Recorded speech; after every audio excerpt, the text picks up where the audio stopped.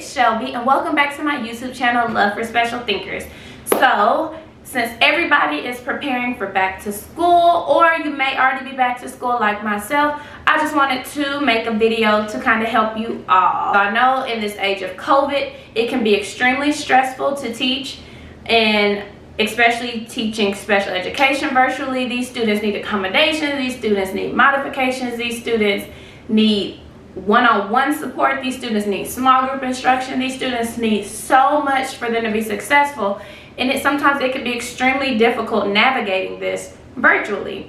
So that's my goal for today's video. I'm going to give you tips for teaching special education virtually. So if you're interested in this video, stay tuned, and don't forget to like, comment, and subscribe. Alright guys, so tip number one for teaching special education virtually is create a schedule. So what this means is create a schedule not only for you, but for the students and for their parents. So I know a lot of us are managing synchronous learning and asynchronous learning, and if your district is not using that terminology, that just means synchronous instruction is when you are doing some sort of live instruction on like Zoom or Microsoft Teams or whatever platform your district wants you to use, and asynchronous is when you assign work and platforms. So for us, we use Seesaw and Canvas. I know other districts use like Google Classroom, Schoology, I think that's how you say it, and all those different platforms that you can use to assign work. So that's the difference between asynchronous and synchronous instruction. And right now, students are getting a mixture of both. So it is very important for not only the students, but their parents to understand their schedule and the times that they're getting synchronous instruction and when they're getting asynchronous instruction. This will help especially for your students with special needs, because we all know they thrive off of scheduling, they thrive off of routine, they thrive off of consistency. So even though we are remote, we should still be able to offer that. So my suggestion for that is sending out schedules. So the first thing I would suggest doing if you're a self-contained teacher, and I will post an example right here, is sending out a visual schedule to your students. So this schedule that I'm showing you right now was created by one of my teacher friends, Miss Marlette, and it just lets the students know when they'll be doing ELA, when they'll be doing their work, when they'll be on Zoom, and all that good stuff. And it's a visual schedule, so the parents can print it out, they could show it to their students at home, and the parents can also reference it, because parents have so much going on right now, and if they could get just a little visual to help support them, it will be extremely important. So with that, as you all know, I am an inclusion and resource teacher, and so this year, to help my students manage their services, I created schedule cards for my students, and I will put an example of the schedule card right here. So in the schedule card, they have the times that I'll be doing in-class support, which means when I will pop into their homeroom teacher or their math teacher's Zoom and kind of support them, maybe go into a breakout room with them, whatever the case may be. And then they also have the time that they'll be doing pull-out instruction with me, when I will be offering a time for them to come to a Zoom with maybe 2 or 3 other students, and we kind of work on their skills that they need to master for their IEP goals. So on this schedule card, I used a Bitmoji, and as you can see, I use my Bitmoji, and I have the time that they'll be either in class support with me or in pull-out with me. And then I also collaborated with our speech therapist for the students who get support from me and from speech, and the speech therapist also put her Bitmoji in the times that she will be seeing them. And so what I did, I emailed and I texted these cards to the parents. Overall, just create some sort of schedule and routine, and make sure you stick to that schedule and routine, and make sure you communicate that schedule and routine with parents. Alright, so tip number 2 has to do with teaching live lessons. So I use Zoom. I have actually learned to enjoy Zoom to teach live synchronous instruction, and it's so much that you can really do with Zoom, because you know you have the ability to screen share. So if you don't know what screen share means, that means that the students can see whatever you're looking at on your computer, right? So what I like to do is have my whole lesson planned out in a Google Slides presentation, and I will insert a clip of my Google Slide presentation right here. So I have 2 types of Google Slides presentations. So when I was doing self-contained this summer and in the spring, I had a lot of different visuals. So the first thing that was on my Google slide presentation was, you know, our schedule for today, an attendance slide where we would move the happy face to see if the person was present or not. Calendar activities linked. I had all the links to YouTube in there, where all we had to do was click. It would take us straight to YouTube. We didn't have to toggle between a bunch of different screens. It just made it very efficient, and it made our whole session kind of flow a little bit more smoothly. Right now, for the fall, for this current semester, I am doing inclusion resource, and I'm doing 3rd and 4th graders. So a lot of the stuff that I use for my self-contained kiddos kind of doesn't apply to this group of kids that I'm working with right now. So I wanted to make it a little bit more grown up, have a little bit more independence, a little bit more fun and flair to it. So what I did, as you can see right here in this clip, I have a song. So as students are entering the meeting, I'll have this song playing in the background that's already attached to my Google slide presentation.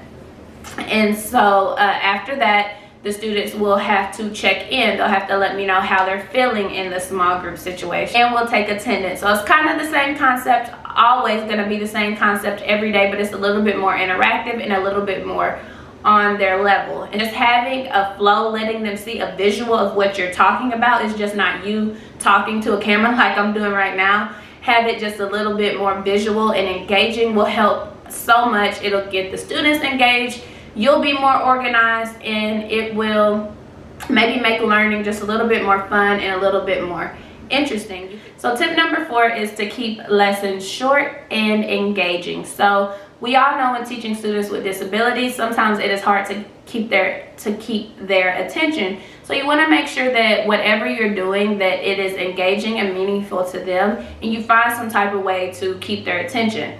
But another idea, especially if you teach self-contained, is to have some type of class mascot or class friend always present with you when you are doing a live lesson. So I have a group of friends who teach self-contained, and one of them uses a Grumpy Cat plush as she's teaching the younger students. And so she uses the Grumpy Cat as a reward. She uses the Grumpy Cat as a tool to kind of keep the students, to help the students with eye contact.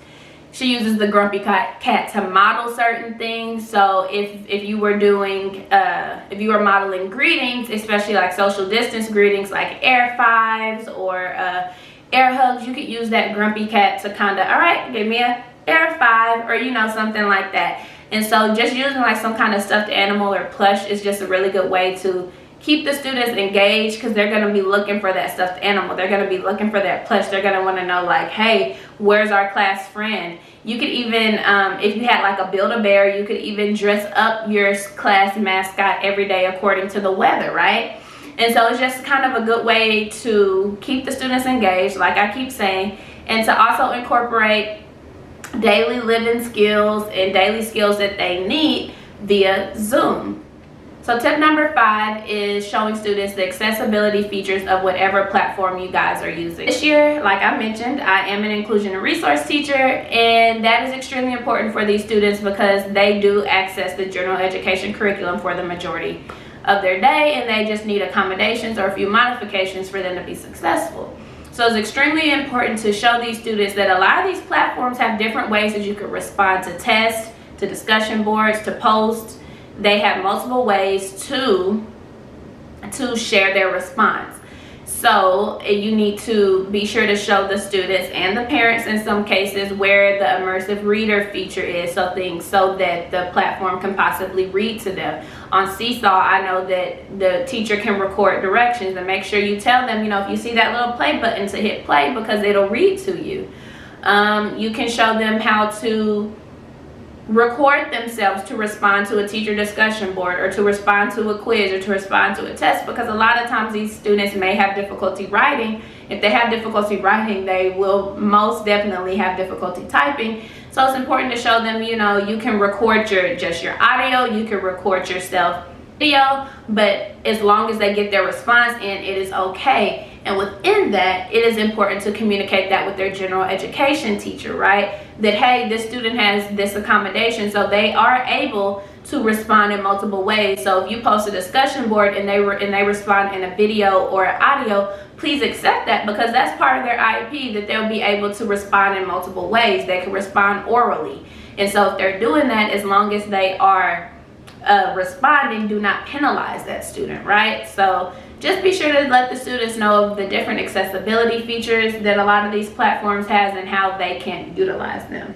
All right, so the last tip is kind of a bonus tip, but in my opinion, the most important. It is to thank the parents, guys. So as teachers, yes, we're stressed out. This is a lot for us to learn. This is a lot for us to plan. We have to do so much in order to make this such an easy process for the students, right? Because we want this process to be easy for the students because of different challenges and obstacles that they have. But a lot of times the parents are right there with them. The parents are right there in some instances, having to fight with their child to get them to log on to your Zoom session. The parents are right there at every other hour helping them do their asynchronous work. The parents are right there with them, trying to figure out their work schedule and having align with virtual learning.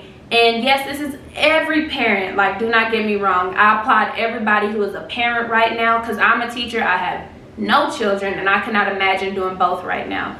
So I do applaud every single parent out here, but especially the parents of students with special needs, because we all know how much attention these students require in person, in the brick and mortar setting, right? It's most of the time, it's not just us dealing with the kids. We have aides to help us support the students. So if they're at home with their parents, and their parents or grandmother or aunt and uncle are right there with them, getting them to your Zooms on time, making sure that they submit their assignments on time, just be sure to thank the parents, guys. That's it. Just be sure to thank them. Even if it's a Friday thing, shooting them a text. Hey, I just want to let you know I appreciate you for getting Bobby and Susie on every day this week. Even if they didn't get them on every day, I applaud you for getting them on once this week. Thank you for submitting those 2 seesaw assignments. But we just really want the parents to know that we appreciate them and we know how hard they're working for their students to be successful right now. Alright guys, so that was it for this video. I really hope that you enjoyed it, and I really hope that you can take some of these tips and implement them in your virtual classroom.